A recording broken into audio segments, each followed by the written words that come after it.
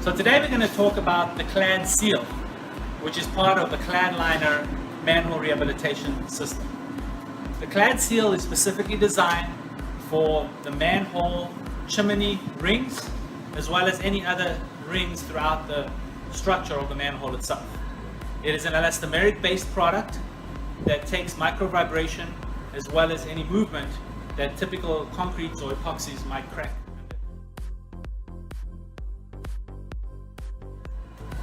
So let's start off by talking about CLADSEAL primer.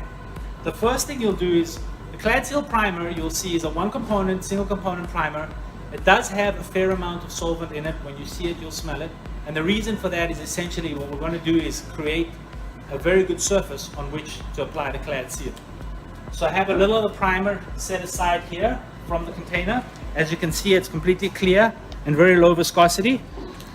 You would simply brush this on your surface.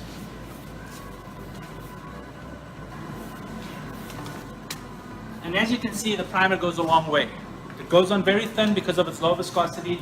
So typically you would find a gallon's worth of primer might do between 5 and 10 manholes pretty easily on the CLADSEAL side. Now, stepping over to the CLADSEAL, this is what the finished product is going to look like. It's an elastomeric, rubbery looking yellow product. We have again a two component product, A and a B. The part A comes in a sealed pail, and if you look at it, it's that very distinct CladLiner yellow that you would see when it's finished. The part comes in a bottle curing agent and can be poured into the part A. So when mixing this product, I always recommend that we use a mixing drill.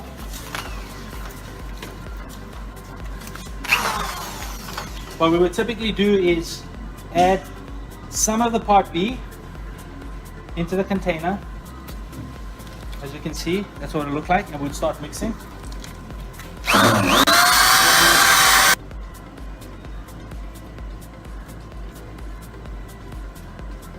We want to make sure that during the initial mixing that we do not mix too aggressively and prevent the product. We do not want the product to be splashing out of the container. So we start off slowly.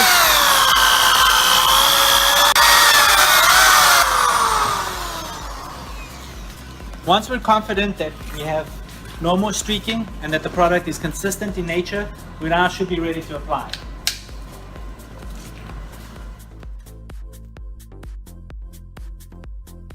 As you can see, the primed area is already dry. The primer itself dries or cures very quickly. There's a couple of ways of doing this application. The simple way is directly using a small spatula like that. You could also do larger applications by putting a little more on the wall, making sure before that it droops that you come back with a larger surface.